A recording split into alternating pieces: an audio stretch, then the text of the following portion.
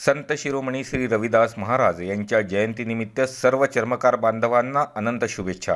शुभेच्छुक खुशाल हांडे, पूर्व नागपूर प्रमुख, महाराष्ट्र चर्मकार महासंघ तथा मुख्य संपादक, सर्च इंडिया न्यूज.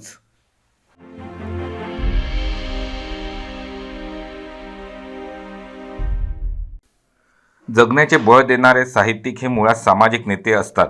जगण्याच्या तळमळीतून साहित्य आणि राजकीय नेतृत्व निर्माण होते. समाजाला दिशा देणाऱ्या या दोन्हीचे उगमस्थान साहित्यच आहे. त्यामुळे साहित्य क्षेत्रातील दिग्गजांच्या मार्गदर्शनाचा व सूचनांचा राज्य शासन कायम आदर करीत असल्याचं प्रतिपादन मुख्यमंत्री एकनाथ शिंदे यांनी अखिल भारतीय मराठी साहित्य संमेलनाच्या उद्घाटन प्रसंगी व्यक्त केलं.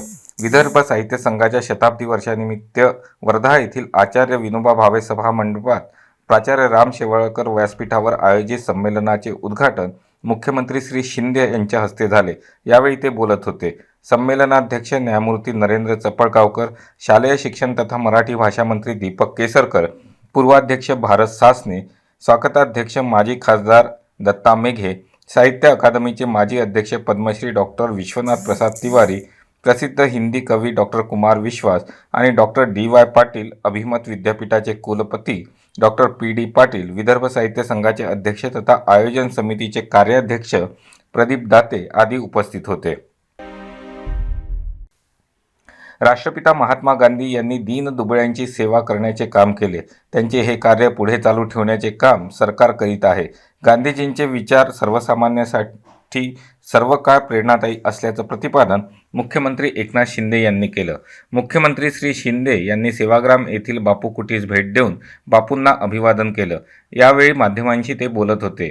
शालेय शिक्षण मंत्री दीपक केसरकर, आमदार डॉक्टर पंकज भोयर, भंडाराचे आमदार नरेंद्र बोंडेकर, नागपूर विभागाचे विशेष पोलीस महानिरीक्षक छेरिंग दोर्जे, जिल्हाधिकारी राहुल कर्डिले, जिल्हा पोलीस अधीक्षक नुरुल हसन उपस्थित होते.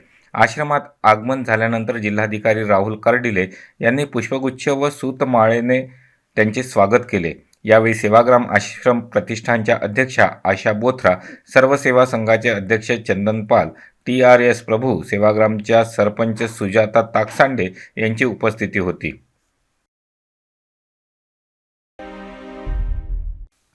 विधानसभा अधिवेशनापूर्वी राज्य मंत्रिमंडळाचा विस्तार होणार असून आमच्यात कोणीही नाराज नसल्याचा दावा राज्याचे रोजगार हमी योजना मंत्री संदीपान भुमरे यांनी केला. आज पंढरपूर येथे खाजगी दौऱ्यानिमित्त आले असता भुमरे बोलत होते. सर्वोच्च न्यायालयाच्या निर्णयासाठी मंत्रिमंडळ विस्तार होत नसल्याचे आरोप चुकीचे असून असे असते तर पहिल्यांदाच मंत्रिमंडळ विस्तार झाला नसता असे त्यांनी सांगितले. मंत्रिपद हे सर्वांनाच पाहिजे असते, मात्र ते सर्वांना मिळू शकत नसते, हे वास्तव आहे. मात्र मंत्रिपदासाठी शिंदे गटात कोणीही नाराज नसल्याचा पुनरुच्चार भुमरे यांनी केला.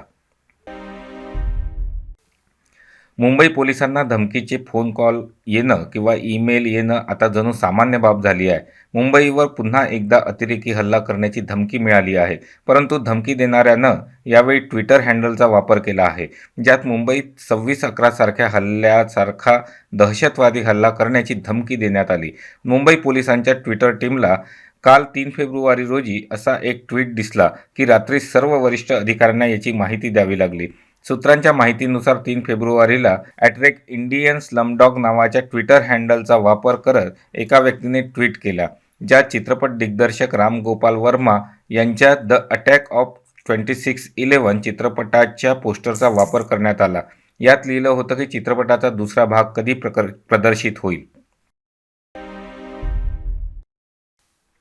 चंद्रपूर जिल्ह्यातील चिमूर येथील राष्ट्रसंत तुकडोजी नागरी सहकारी पतसंस्थेत अफरातफर झाल्याचे अंकेक्षण अहवालातून लक्षात आल्यानंतर पोलीस ठाण्यात तक्रार करण्यात आली.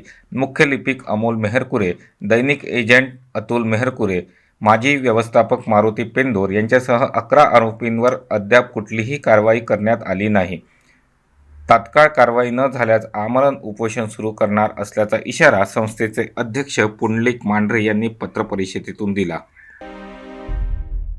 संत रविदास महाराज जयंतीनिमित्त सर्च इंडिया न्यूज़चा एक स्पेशल रिपोर्ट. संत रविदास महाराज चर्मकार समाज बांधवों के श्रद्धास्थान. रविदास जी को पंजाब में रविदास कहा, उत्तर प्रदेश, मध्य प्रदेश और राजस्थान में उन्हें रैदास के नाम से ही जाना जाता है. गुजरात और महाराष्ट्र के लोग रोहिदास और बंगाल के लोग उन्हें रुईदास कहते हैं.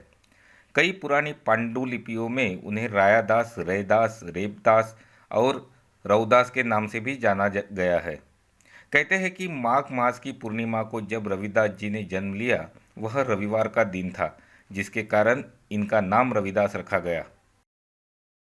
उनका जन्म ऐसे समय में हुआ था जब उत्तर भारत के कुछ क्षेत्रों में मुगलों का शासन था। चारों ओर अत्याचार, गरीबी, भ्रष्टाचार व अशिक्षा का बोलबाला था।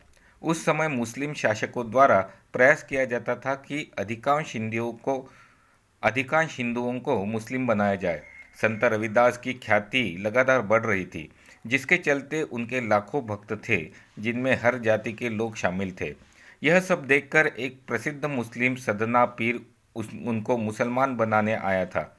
उसका सोचना था कि यदि रविदास मुसलमान बन जाते हैं तो उनके लाखों भक्त भी मुस्लिम हो जाएंगे। सोचकर उन पर हर प्रकार से दबाव बनाया गया था। लेकिन संत रविदास तो संत थे, उन्हें किसी हिंदू या मुस्लिम से नहीं, मानवता से मतलब था। कुछ क्षेत्रों में मुगलों का शासन था, चारों ओर अत्याचार, गरीबी। संत रविदास जी बहुत ही दयालु और दानवीर थे। संत रविदास ने अपने दोहों व पदों में समाज में जाति मत भेदभाव को दूर कर सामाजिक एकता पर बल दिया और मानवतावादी मूल्यों की नींव रखी। रविदास जी ने सीधे सीधे लिखा था कि रैदास जन्म के कारणे होत न कोई नीच, नर को नीच कर डारी है, ओछे कर्म की नीच। यानी कोई भी व्यक्ति सिर्फ अपने कर्म से नीच होता है। जो व्यक्ति गलत काम करता है वो नीच होता है। कोई भी व्यक्ति जन्म के हिसाब से कभी नीच नहीं होता। संत रविदास ने अपनी कविताओं के लिए जनसाधारण की ब्रजभाषा का प्रयोग किया है। साथ ही इसमें अवधी, राजस्थानी, खड़ी बोली और रेख्ता यानी उर्दू फारसी के शब्दों का भी मिश्रण है। रविदास जी के लगभग 40 पद सिख धर्म के पवित्र धर्म ग्रंथ गुरु ग्रंथ साहब में भी सम्मिलित किए गए हैं। कहते हैं कि स्वामी रामानंदाचार्य वैष्णव भक्तिधारा के महान संत है। संत रविदास उनके शिष्य थे। संत रविदास तो संत कबीर के समकालीन व गुरु भाई माने जाते थे। स्वयं कबीरदास जी ने संतन में रविदास कहकर इन्हें मान्यता दी है। राजस्थान की कृष्ण भक्त कवयित्री मीराबाई उनकी शिष्या थी। यह भी कहा जाता है कि चित्तौड़ के राणा सांगा की पत्नी झाली रानी उनकी शिष्या बनी थी। वही चित्तौड़ में संत रविदास की छत्री बनी हुई है। मान्यता है कि वे वहीं से स्वर्गारोहण कर गए थे। हालांकि इसका कोई आधिकारिक विवरण नहीं है, लेकिन कहते हैं कि वाराणसी में 1540 ईस्वी में उन्होंने देह छोड़ दिया था। वाराणसी में संत रविदास का भव्य मंदिर और मठ है, जहां सभी जाति के लोग दर्शन करने के लिए आते हैं।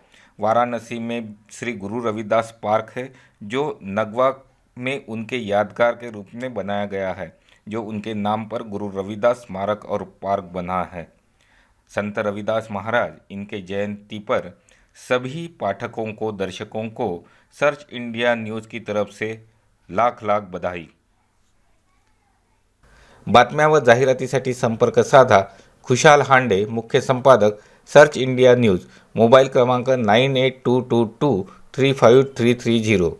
जग आणि देशभरातील अपडेटसाठी बघत राहा search India YouTube channel. Like करा, शेअर करा आणि सबस्क्राईब करा.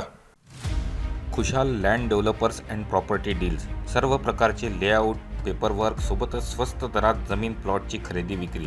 नागपूर, वर्धा, चंद्रपूर, वर्धा, यवतमाळ आदी जिल्ह्यात जमीन प्लॉट उपलब्ध. आजच संपर्क करा. मुख्य कार्यालय हवेली कॉम्प्लेक्स, चंद्रपूर. कॉल करा 9404119513 तसेच 9822235330. प्रोप्रायटर खुशाल हांडे.